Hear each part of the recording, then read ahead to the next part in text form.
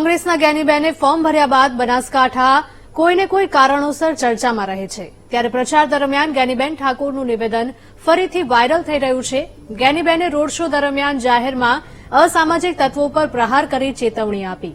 જ્ઞાનીબેને કહ્યું કે ડીસામાં શૈક્ષણિક સંસ્થાઓને અસામાજિક તત્વો બાનમાં લઈને બેઠા છે।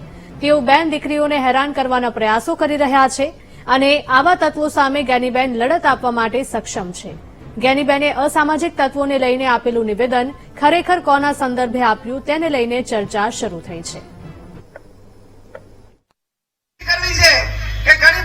ઘણી બધી શૈક્ષણિક સંસ્થાઓમાં જે અસામાજિક તત્વો શૈક્ષણિક સંસ્થાઓને બાનમાં લઈને જે મારી બેન દીકરી સામે આગળ ઉઠાવવા માટેના કે ક્યાંક એને હેરાન કરવાના પ્રયત્નો કરે છે, એના માટે જ્ઞાનીબેન ઠાકોર આજે બજારની બજારમાં આપણે ચેલેન્જ કરે છે કે મહેરબાની કરજો, કુદરતને અહીંયા દેર છે, અંધેર નથી, તમને પણ પહોંચી વળવા માટે કોઈક ને કોઈ સક્ષમ છે। એ વાતને ધ્યાનમાં રાખીને તમામને હું ખાતરી અપાવું છું કે ક્યાંક બેન દીકરીની સુરક્ષાની વાત આવે ને તો જ્ઞાનીબેને ભૂતકાળમાં ક્યારેય પીછે હટ કરી નથી અને આવનાર સમયમાં પણ નહીં કરે, એની પણ આપ સૌને હું ખાતરી આપું।